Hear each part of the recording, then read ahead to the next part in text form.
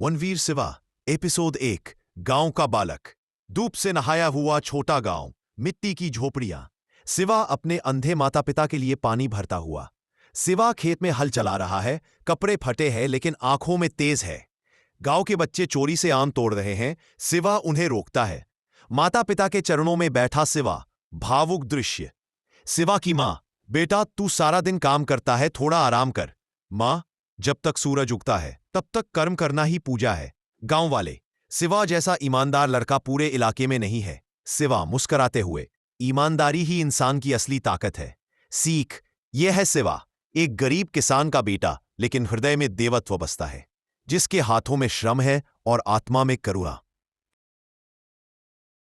Episode 2। शेर और राक्षस। घना जंगल, शाम का समय, पेड़ों पर सुनहरी रोशनी। सिवा कुल्हाड़ी से लकड़ी काट रहा है।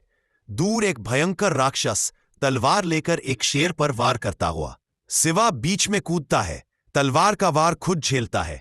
शेर की आंखों में आंसू, सिवा जमीन पर गिरा हुआ। राक्षस गरजता हुआ, कोई मुझे रोक नहीं सकता। सिवा, जब तक सांस बाकी है तब तक धर्म जीवित रहेगा। शेर, मेरे लिए अपनी जान दी। इस कहानी की सीख है, जिसने स्वयं को भुलाकर किसी और की रक्षा की, वह सिर्फ मानव नहीं, सच्चा योद्धा है। एपिसोड 3। वनदेव का वरदान।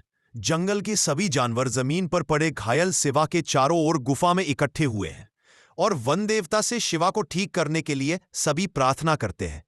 गुफा के अंदर में जंगल देवता की मूर्ति से प्रकाश फैल रहा है। मूर्ति से सुनहरी किरणें निकलकर जमीन पर पड़े घायल सिवा पर गिरती हैं। घायल सिवा का शरीर रूपांतरित होने लगता है। उसके शरीर में जंगल के सभी जानवर जैसे शेर, बाघ, तेंदुआ, चीता की आत्मा की शक्ति आ जाती है। वनदेव ने कहा, सिवा तेरे भीतर अब जंगल की शक्ति प्रवाहित होगी। सिवा बोलता, मैं इस शक्ति का उपयोग न्याय के लिए करूंगा वनदेव। शेर ने कहा, अब तू हमारा रक्षक है वनवीर सिवा। उस दिन जंगल ने अपना रखवाला पाया और एक साधारण मानव बन गया वनवीर सिवा। एपिसोड 5। अमर राक्षस।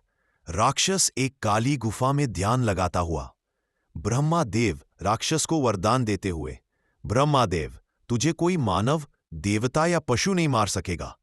तेरी मृत्यु संपूर्ण चंद्र ग्रहण के रात्रि में द्विभाग त्रिशूल से होगी।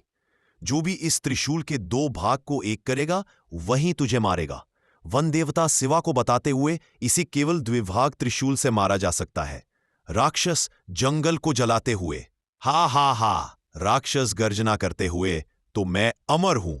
वनदेव ने कहा, नहीं सिवा, उसका अंत केवल दिव्य त्रिशूल से होगा। सिवा बोला, तो मैं उसे खोजूंगा अपने प्राणों की बाजी लगाकर। अमरता कभी आशीर्वाद नहीं, अभिशाप होती है। एपिसोड 5। त्रिशूल के पहले भाग की खोज। मंदिर की गुफा में अंधकार और दिव्य आभा का मिश्रण। सिवा रहस्यमयी गुफा में प्रवेश करता है। रास्ता राक्षसी छायाओं से घिरा जाता है। शिवा अपनी पहली शक्ति का प्रयोग करता है, जोर से शेर की दहाड़ लगाता है। छायाएं भाग जाती हैं और वेदी पर त्रिशूल का पहला टुकड़ा चमकता है। शिवा त्रिशूल का पहला खंड उठाता है। सिवा, यह शक्ति केवल न्याय के लिए है। वनदेव की आकाशवाणी, अब तुझे दूसरे भाग की खोज करनी होगी। नाग जलाशय में हर जीत एक नई परीक्षा का द्वार खोलती है। कहानी अच्छी लगे तो वीडियो को लाइक करें। इस कहानी का अगला भाग देखने के लिए चैनल को सब्सक्राइब करें।